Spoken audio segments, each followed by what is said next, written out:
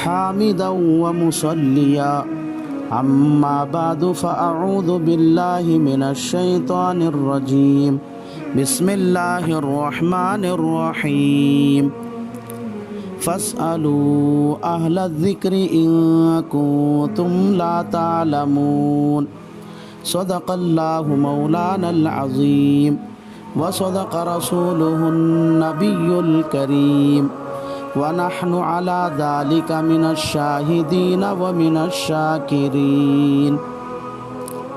محترم سامعین اکرام، رمضان المبارک کا مہینہ شروع ہو چکا ہے۔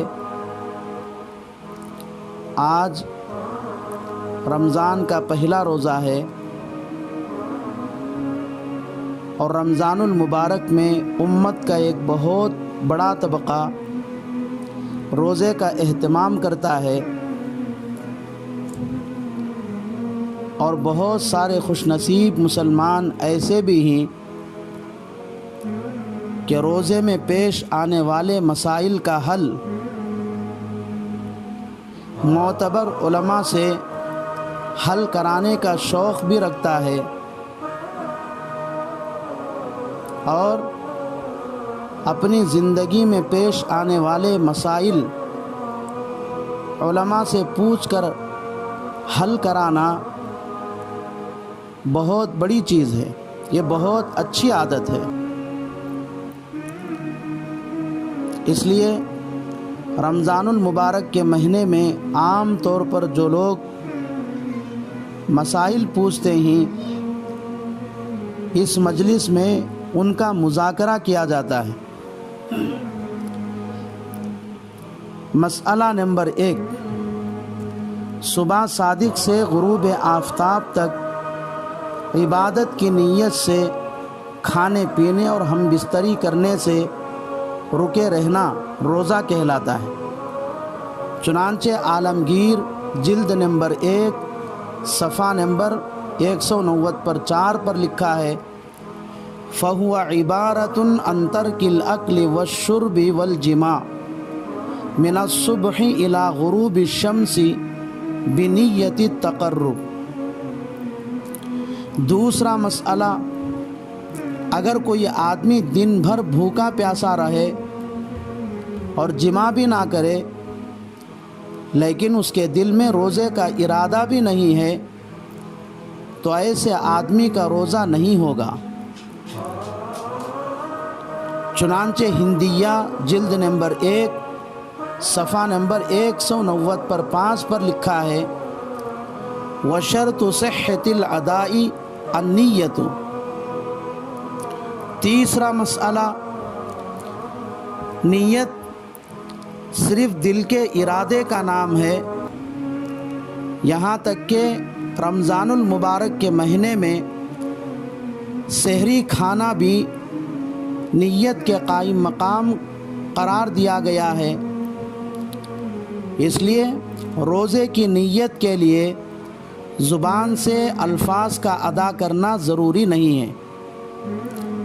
چنانچہ جواہر الفقہ جلد نمبر 1 صفحہ نمبر 370 پر 8 اور ہندیہ جلد نمبر 1 صفحہ نمبر 190 پر 5 پر لکھا ہے، التسحر فی رمضان نیت۔ چوتھا مسئلہ، سحری کھانا سنت ہے۔ روایتوں میں سحری کھانے کی ترغیب آئی ہے، فرمایا 3 چیزوں میں برکت ہے، نمبر 1 جماعت میں، نمبر 2 سرید میں، نمبر 3 سحری کھانے میں۔ جماعت کا مطلب یہ ہے کہ ہر وہ کام جس کو مسلمانوں کی جماعت مل کر کرے اس کام میں برکت ہوتی ہے۔ سرید یعنی شوربے میں بھیگی ہوئی روٹی، اس میں برکت ہے۔ سحری کے کھانے میں برکت ہے۔ چنانچہ رسول اللہ صلی اللہ علیہ وسلم جب کسی صحابی کو سحری کھانے کے لیے بلاتے تو فرماتے، آؤ برکت کا کھانا کھا لو۔ ایک روایت سے یہ بھی معلوم ہوتا ہے کہ سحری کھانے سے روزے میں قوت ملتی ہے۔ نیز مسلمانوں کے روزے اور اہل کتاب یعنی یہود و نصارہ کے روزوں کے درمیان صرف سحری کھانے کا فرق ہے۔ مسلمان روزے میں سحری کھاتے ہیں اور یہود و نصارہ روزے میں سحری نہیں کھاتے ہیں، اور مسلمانوں کو یہود و نصارہ کی مخالفت کرنے کا حکم دیا گیا ہے۔ اس لیے مسلمانوں کو چاہیے کہ روزے میں سحری کھانے کا اہتمام کریں، لیکن اگر کوئی شخص سحری نہ کھائے تو بھی اس کا روزہ ہو جاتا ہے۔ اس لیے اگر کوئی آدمی سحری میں سو کر اٹھ نہیں سکا تو بھی روزے کی نیت کر لینے سے اس کا روزہ ہو جاتا ہے۔ چنانچہ شامی زکریا جلد نمبر 3 صفحہ نمبر 400 پر لکھا ہے وَيَسْتَحِبُّ السُّحُورَ